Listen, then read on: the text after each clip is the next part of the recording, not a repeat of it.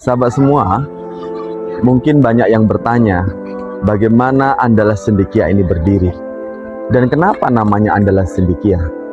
Nama Andalas Cendekia itu terinspirasi dari sebuah keinginan mewujudkan sebuah cita-cita yang besar, yaitu mewujudkan para cendekiawan-cendekiawan muslim di Pulau Andalas ini.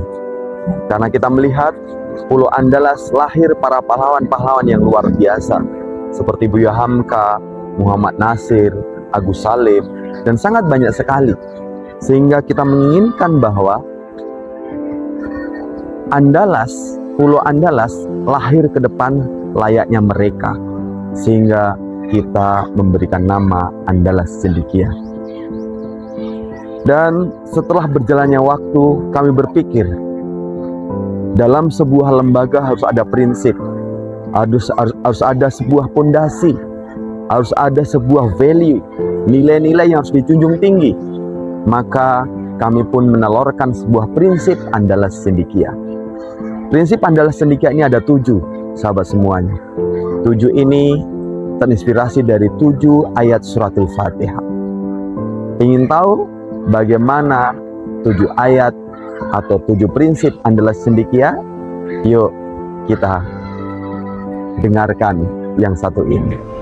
Prinsip yang pertama itu memulai sesuatu dengan basmalah.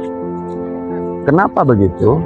Karena memang ayat yang pertama suratul Fatihah itu adalah Bismillahirrahmanirrahim, dengan menyebut nama Allah yang Maha Pengasih lagi Maha Penyayang. Kenapa kita harus diharapkan untuk selalu menyebut nama Allah? Karena Allah itu Maha segalanya. Kita tidak akan pernah ada kalaupun tidak ada Allah Subhanahu wa Ta'ala. Dan Allah itu yang akan memudahkan segala sesuatunya, memberikan yang terbaik. Dan kita hendaknya seluruh sivitas akademika Andalas Cendekia bukan hanya menyebut nama Allah, tapi juga meyakini, bahkan mengamalkan dalam kegiatan sehari-harinya. Karena yang namanya orang beriman itu diucapkan lewat lisan, diyakini dengan hati, diamalkan dengan perbuatan. Siapapun orang yang sudah menjadi keluarga besar Andalas Cendekia, hendaknya selalu menyebut nama Allah.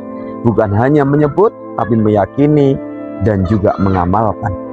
Sehingga ketika seluruh SDM, seluruh sivitas akademika memahami tentang ini, hendaknya dia juga merasakan penglihatannya Allah, merasa diawasi oleh Allah Subhanahu wa Ta'ala, sehingga fokusnya hanya kepada Allah. Dia tidak ingin menjadi pegawai yayasan, karena yayasan itu mungkin akan menggajinya kecil.